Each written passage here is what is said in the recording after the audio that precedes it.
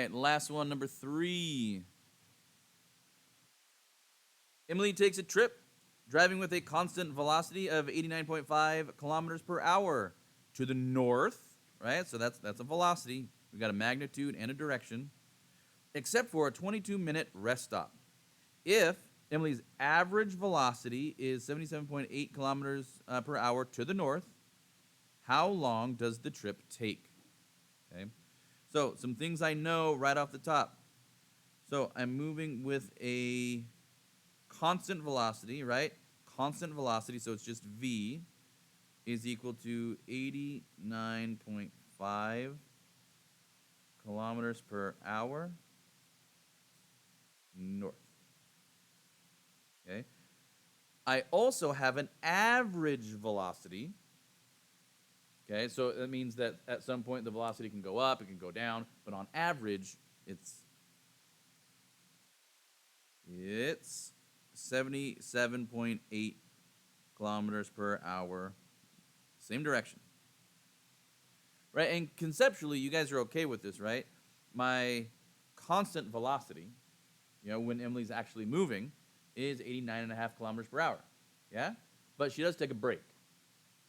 And so when she is moving, she's moving at 89.5 kilometers per hour. But if you include the break, on average, right, she's only moving 77.8 kilometers per hour. You guys with that logic?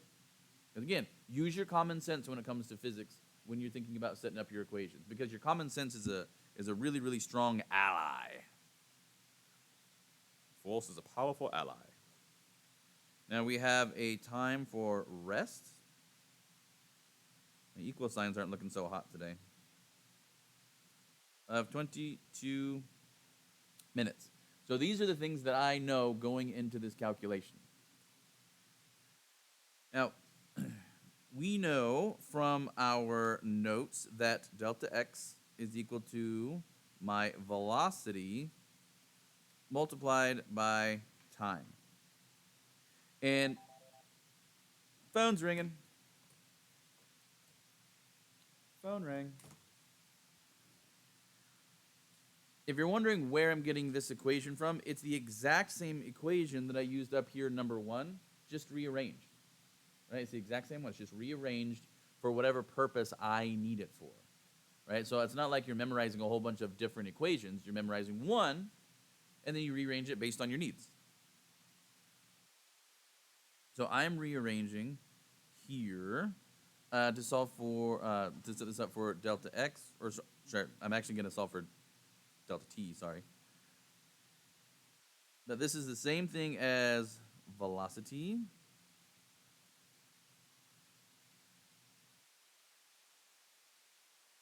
And then accounting for my two delta t's, okay?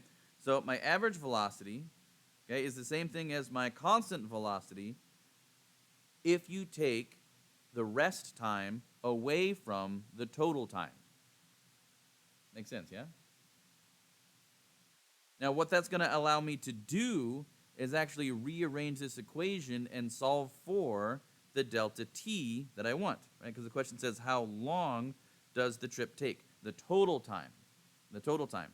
So that's going to be the time that you spend moving with the addition of the rest time. So I can algebraically rearrange this entire setup right here and solve for delta t. I'm not going to show you the algebra because I'm hoping that you guys can do that pretty easily at this point. So my total time being multiplied through my average velocity and my constant velocity.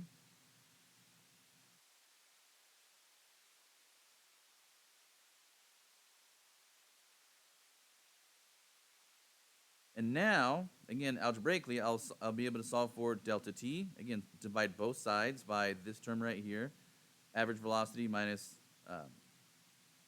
constant velocity. And I will have successfully solved for time.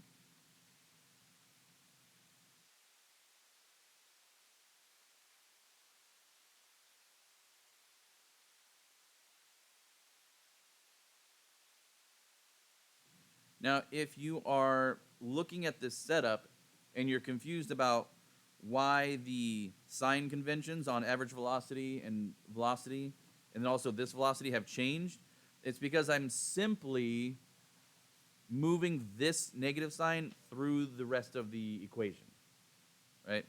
I don't want this negative sign to be right here, so I just applied it through, and that switches these signs as well. Right, so I don't want you to get confused about that. But once I'm to this point, I can plug and chug. So delta T would be 89.5 kilometers per hour multiplied by that time, the rest time. Now, I need all of my units to be the same, so I'm going to throw in an extra conversion factor to convert out of minutes and into hours, right? Fair enough? That minute will cancel with that minute. And then, yeah. Yep, now in terms of hours. Now those numbers can play with each other. 9.5 kilometers per hour minus the average.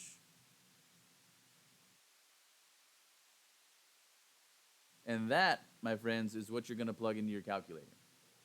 Now, fair warning, that might sound simple. Your calculator skills are pretty poor. Now, I do not know when it's going to happen, but I am currently under the impression that the department is going to order a classroom set of these types of calculators. I don't know when that's going to happen. I thought it was going to happen over the summer, but I'm hoping to get these ones for you guys pretty soon. And these types of calculators that have the nice display make it a lot easier to make sure that you're not making some silly mistake when you're doing your plug and chug. Or if like Andres has got, if you got like a nice graphing calculator. You guys taking AP Stats this year? Is that what you got it for? Yeah. That comes in pretty darn handy. So after I do my plug and chug, my final answer, my total time is 2.80 hours, or 2 hours, 48 minutes.